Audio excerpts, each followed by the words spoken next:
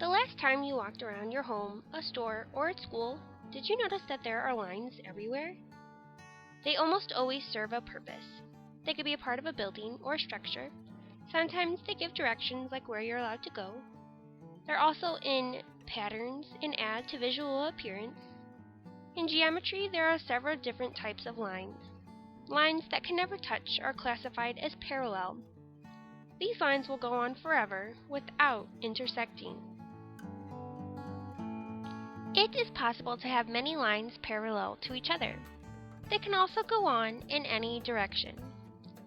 Notice this picture of the escalator. The steps create a set of horizontal parallel lines, while the banisters create a set of vertical parallel lines.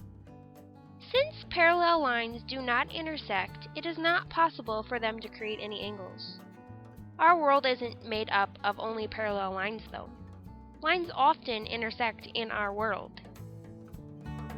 When lines intersect, they sometimes create a special kind of relationship.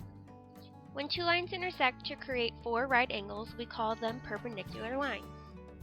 Notice the picture of the barn door. The two lines cross to create four right angles that are marked, so we call the lines perpendicular. Perpendicular lines can also be demonstrated with the hands of a clock.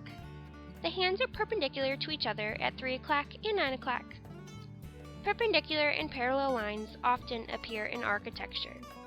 Notice the building and window pane both have sets of parallel and perpendicular lines.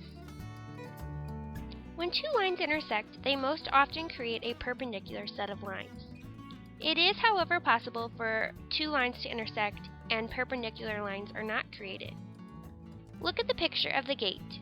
There is a diagonal bar that crosses over several sets of parallel lines. There are two angles that are formed, the red obtuse angle and the yellow acute angle. Since these angles are not right angles, the intersection of the lines is not perpendicular.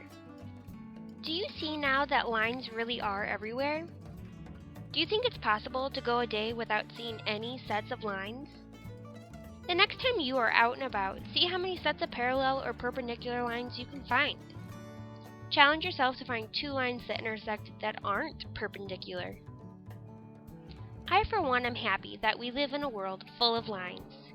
Can you imagine if instead of lines, everything was made out of squiggly lines? I don't think our structures or buildings would be very safe with squiggly lines. I want to thank you today for joining me in our exploration of lines. Happy line hunting, everyone!